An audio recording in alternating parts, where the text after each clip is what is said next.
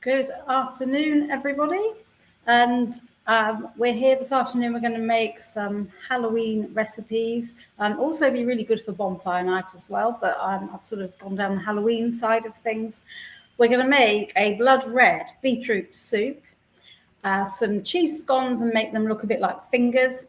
And then we've got some pumpkin and apple cake to enjoy anytime now, up to Halloween and beyond Halloween. Up to bonfire night as well, quite nice warming recipes. So we're going to start, I've set myself quite a challenge today. We're going to start with the soup, we're going to then get the apple cake in the oven, and then we're going to get the cheese scones on the go, and then I can show you some that I've already made as well. For those of you that don't know who we are the Ferry Project Cookery School. We belong to a homeless charity. So the Ferry Project is a homeless charity. We teach the clients how to cook, but we also run quite a few community projects. So wallet-friendly courses, warming one pots, and so on across Fenland and into Cambridgeshire as well, and reduce food waste projects and so on. And we also run private cookery classes. So I'll mention our Eventbrite page later, so we can see what we do. We're making piccalilli this Saturday, so very excited for that. But today we've got three things that we're going to do. So I'm going to get on with the soup so we can get that bubbling away in a cauldron, as it's Halloween. So we're using raw beetroot. You don't have to use raw beetroot. You could use pre-cooked beetroot, obviously not the vinegared beetroot, because that would really alter the flavour of the soup at the end. But first of all, I've got a big Le Creuset pot next to me, which I'll show you in a moment. And I'm going to fry off some garlic and some onions. So I've already got prepped some chopped onion, which I'm going to put in. And I've been chopping up some garlic just here on my board. You can see that. So I'll put it through a crusher. I've chopped some as well, just to get it really tiny. So more surface area, more flavour. So we'll just chop that up a bit more and get that sizzling in the pan as well. And I've also got some carrots ready diced here, so I'll put that in. And I'm going to just peel some potatoes, 2 potatoes in the recipe. I mean, you can alter the ratio of vegetables however you wish, whatever you've got. So also in here, if you've got something like celeriac, that would be really a really nice addition. So we'll just dice the potato up fairly roughly because it's going to be blitzed up. So beetroot, onion, carrot, potatoes, and garlic. And as I say, you could put, if you've got other vegetables in, something like parsnip would work in there as well. So we'll just get that frying off. Just turning my pan up a bit. Get it going. So I've got a load of raw beetroot. So we are really lucky here. We've got quite a big vegetable patch, and the clients in the homeless hostel have been absolutely amazing this summer. We have had 26 butternut squash off there. We've had aubergines, peppers, and we've still got beetroot going. This beetroot was huge, and we've peeled it and diced it. It's raw, and I'm going to add that to the pan as well.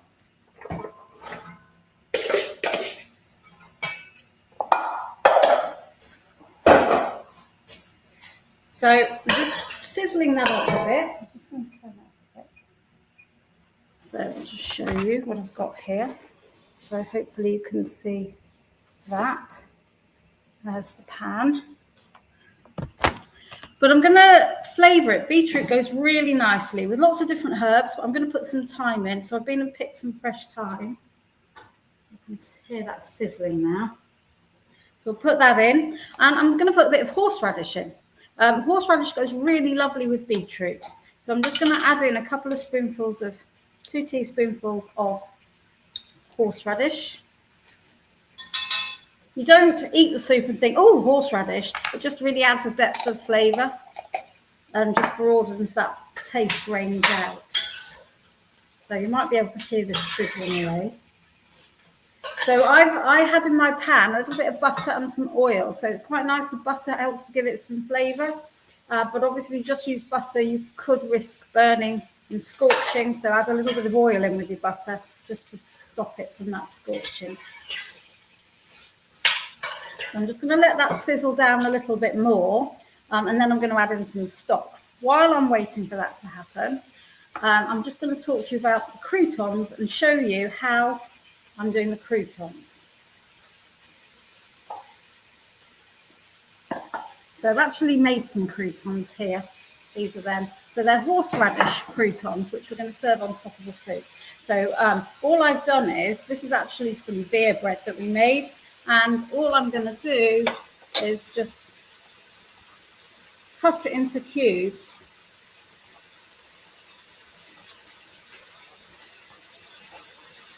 And I'm going to put it on a baking sheet.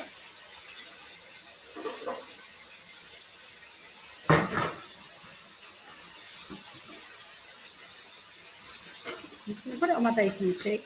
And I've got a bowl here, because into the bowl, I'm going to put a little bit more horseradish.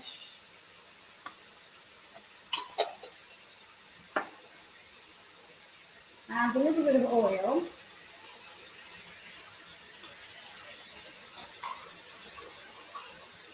And I'm just going to drizzle it all, and I'm just going to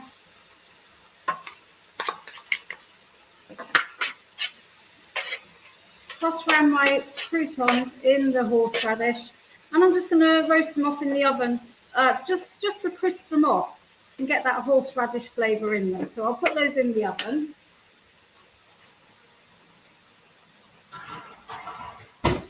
Then going, and come back to my soup. So that's sizzling. Beautiful colour. Let me show you the colour. It's just an amazing colour. Beautiful red shine on it.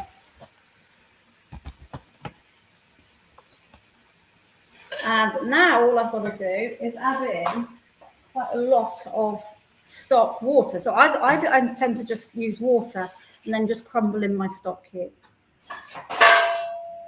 And you can use chicken stock cube or vegetable stock cube. I quite like using chicken stock cube, but obviously vegetable works as well. I just like the flavour of the chicken one. So I just crumble that in straight into the pan like that. And now I just need that to come up to temperature. So I'm going to put a lid on it.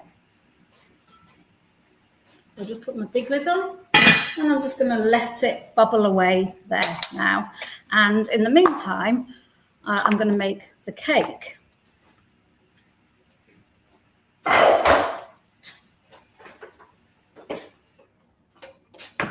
Right, so here we've got my cake ingredients here.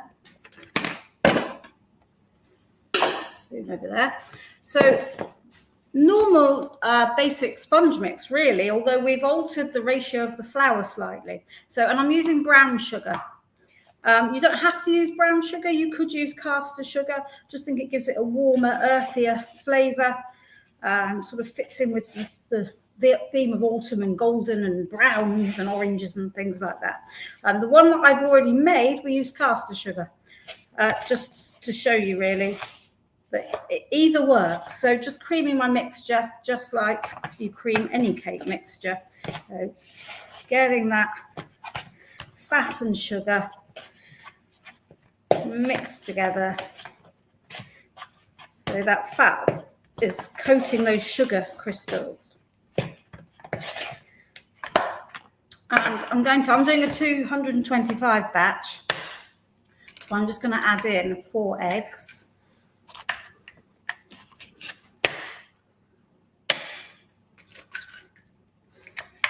You could use your electric whisk if you want to. I'll just get a bit of shell in there.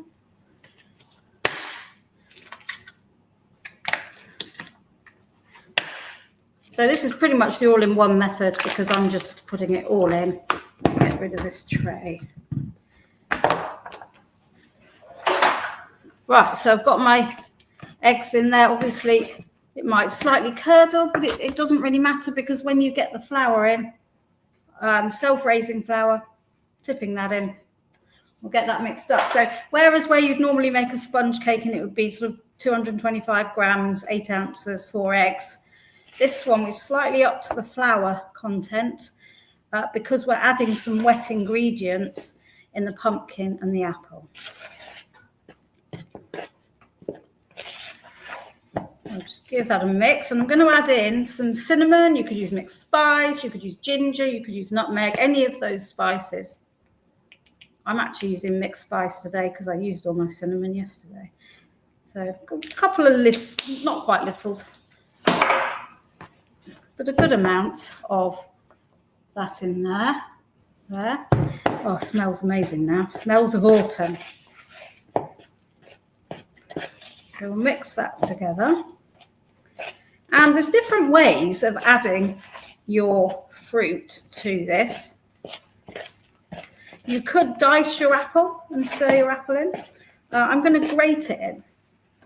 So I'm just using the big teeth of a grater, and I'm just going to grate a side of the apple. No, I'm leaving the peel on, down to the core, and then I just turn my apple slightly, grate it a bit more, turn it until I've gone all the way around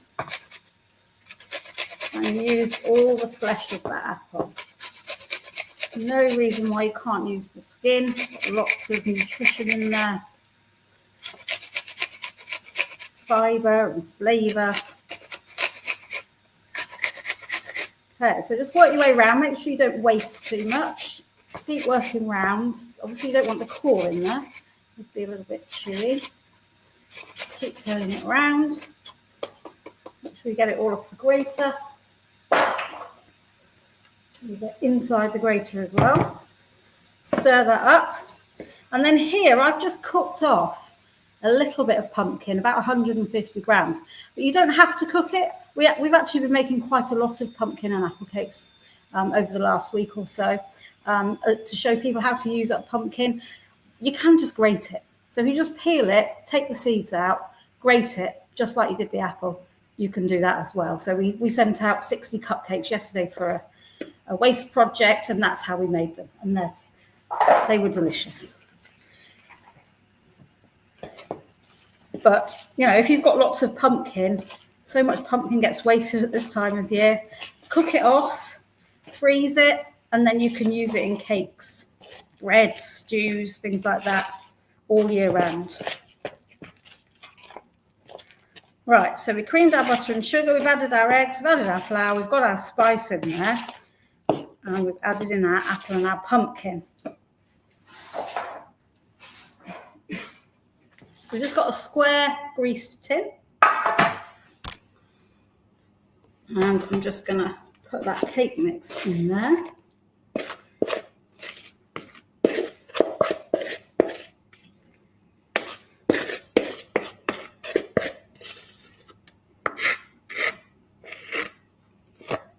Right, and we'll just spread that out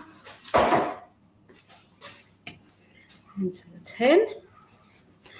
And I'm going to finish it off with some sliced apple. Just turning my soup on that I've made to get it nice and warm to show you. Right, so we're going to just going to halve this apple, quarter it. I'm going to take out the middle, and I'm just going to slice it. Now you could arrange this beautifully on here. You could make spooky face shapes and all sorts of things. I'm just going to slice it on.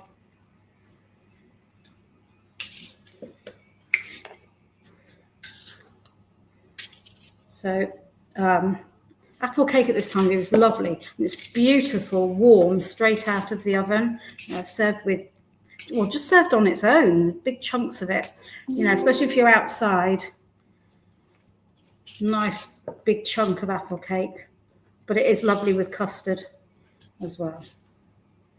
Right, so we've got our apple on there. What I could do as well is sprinkle a little bit of demerara sugar across the top, and that would give it a really nice sort of crunchy, almost toffee-ish, I can't say it, topping to it. So I'm going to pop that in the oven.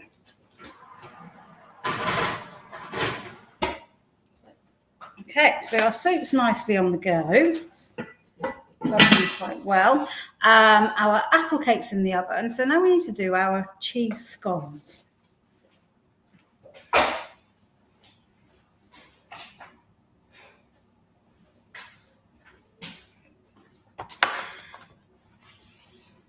So we've got self-raising flour, I've got butter. Show you what I've got here. So we've got some self-raising flour. I've got about 400 grams of self-raising flour in there. I've got my butter. If you want to use margarine, that's fine. I just find, and I make cheese scones quite a lot, I'm a bit obsessive about cheese scones. If you use butter and full fat milk, makes a massive difference. Now, you know, you don't have to do that. You could use margarine, you could use semi-skim milk, but they just have that flavour, don't they? So I'm just rubbing in some butter. Something quite therapeutic about rubbing in things. So these are just plain cheese scones. We're going to make them look a little bit like Halloween fingers by putting a fingernail on the end of them. We do that using a flaked almond. So I'll show you the ones that I've already done in a moment. Get that rubbed in. And obviously you could add different flavours. I'm just using cheddar, mature cheddar, to get the best flavour. But you could do it with different cheeses. You could have Parmesan, you could have Stilton. Stilton's really lovely in there. If you wanted to fry off a bit of crispy bacon and add in a few chives, that sort of thing, and really jazz them up. Or you could turn them into cheese and chilli. If you're outside spooking people, it's quite nice to have something warming. So you could add in a little bit of chilli in there as well. Right, that's pretty much rubbed in. So it's getting to look like breadcrumbs. Get a bit of flour off my hands.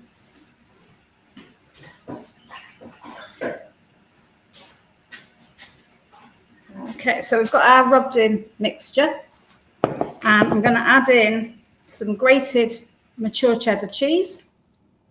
I'm saving a tiny little bit to go on the top.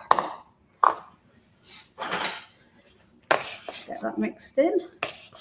Obviously at this stage, this is when you would add your herbs, your chili, your crispy cooked bacon, chives, whatever it is you want to add into there. Cooked leeks are really lovely. Leeks and bacon. Oh yeah, really nice. So get that in. So then we're going to add our full fat milk. I'm always a little bit careful adding the milk because we don't want them to go too sticky. If they go really sticky and wet, they tend to spread rather than rise upwards. We'll just get that mixed in.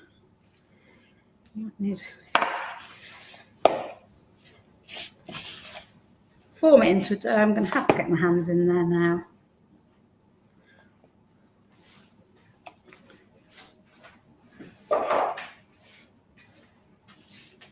And I'm just mixing that together and forming it into a dough. So I'm just hands. Making sure it's picking up all that flour on the bottom of the bowl. So we get our dough, and then we're going to form it into Halloween fingers. So I'm just going to get my baking sheet.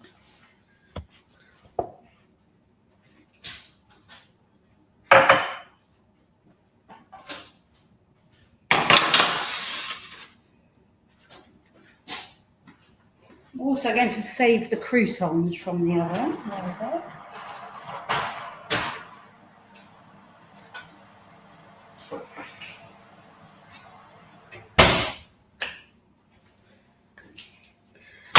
Right, so I've got my scone dough. I'm just giving it a little bit of a knead. I never roll scones out. Don't ever fall into the trap of rolling out scone dough because it will be too thin. It needs to be 2 centimetres thick for a really lovely scone. Just put that on there for a minute. So what I'm going to do is take off little fingerfuls small handfuls, fingers, we want to describe it. And I'm going to just gently roll them and try and make it look a bit like a finger, so it sort of comes to a point at the end. You can take way more time and care over this. I mean, they don't need to look like beautifully manicured fingers, but try and get them sort of tapered to a point at the end. And then onto the end, we're going to put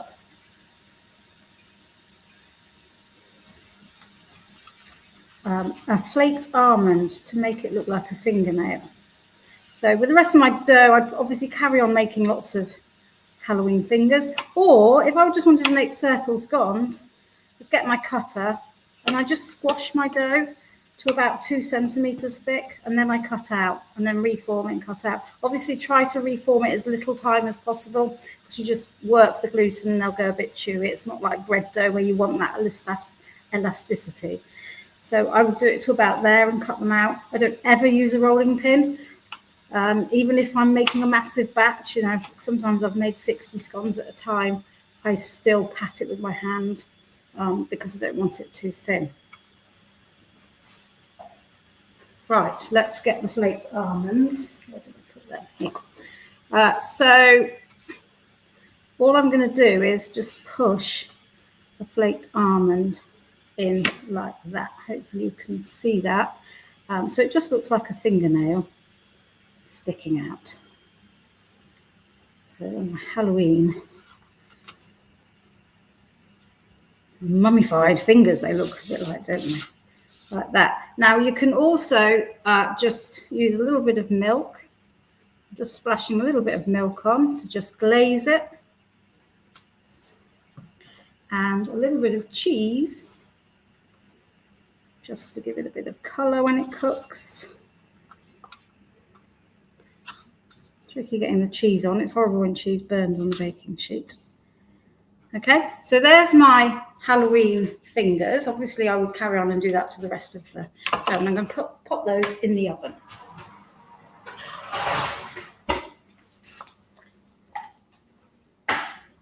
And we're going to go back to the soup and see what that's doing. So, because I have already made the soup. So the soup is bubbling away now quite nicely. It's cooking away. It needs a little bit longer. Beetroot can take a little while because it's obviously quite hard. We want it to soften down quite well. So I will carry on cooking that. In the meantime, I have made some soup this morning and we've done exactly what I've done now, but we've left it to cook for about an hour and then we blitz it just using a hand blender if you've got one of those. I think they're about £10. Really easy, much easier than a food processor where you're having to siphon everything backwards and forwards. So I've just put that in really carefully because it can splash and burn. We don't want people burning their hands. And just very gently go round blitzing all the vegetables. And you end up with a beautiful colour. I'm just trying to find my label. And then I've added into it a little bit of cream, a little bit of double cream, not very much. I've just got one of the very small pots and I just used probably about a third of one of those in there just to give it a little bit of richness, and it's made it slightly paler. So I'll bring it over here. You can see that. So I've just been gently warming it back through. I seasoned it, so I blitzed it. Then I added a little bit of cream and then I seasoned it. And there's no point in tasting until you've blitzed it. And at first it will look quite thin. When you've blitzed it, I'll move my other pan over there. Let's see if I can show you. Can you see this?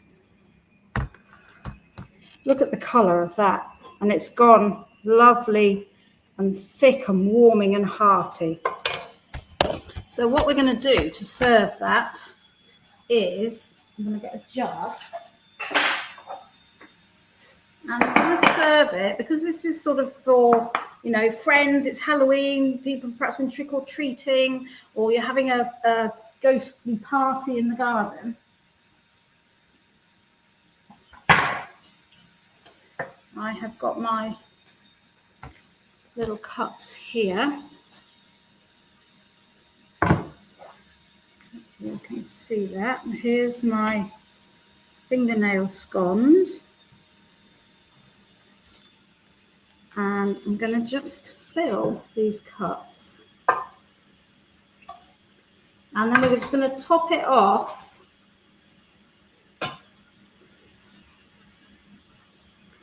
with a crouton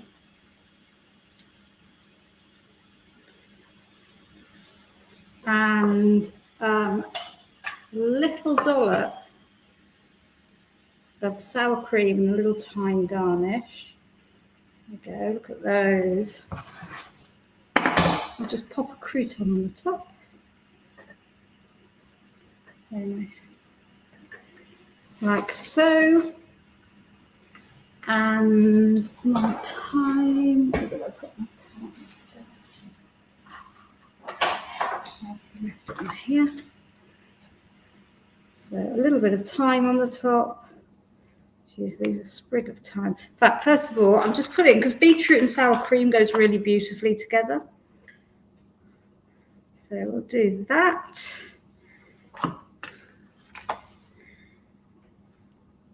Bit of that on the top. Hopefully you can see my fingernail scones. All right, a little bit of thyme.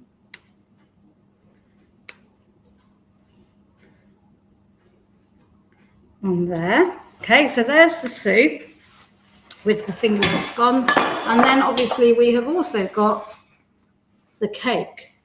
So let's just open up my screen a little bit more and show you this cake. So here's the cake. Now this one was made with white sugar. The other one, brown sugar, so it'll be much darker, but still just as delicious if you've only got white caster sugar in the cupboard, that's fine. So there we go, look at that. So that's your Halloween. So let's move that along. And that's the apple cake and beetroot soup. And if you are interested in other things that we do visit our website, www.fairyproject.org.uk. Or my website is fascinatingfood.co.uk, and it links to the Fairy Project. We have events on there. We have all sorts of things like Christmas cake makings, piccalilli making, Jane Austen afternoon tea events, and so on. And everything that we do comes back into the Fairy Project to help pay for the clients' cookery classes. And if you need a Christmas present, we also have a cookery book on Amazon. If you just put in Alison Crouch and search, that will come up as well.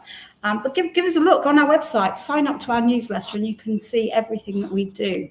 And I'll just leave you with a picture then of the Halloween soup, the cheesy fingernails, and the apple and pumpkin cake. There we go. Thank you so much for watching. And I'll be back again, I think, with some Christmassy type things. So thank you.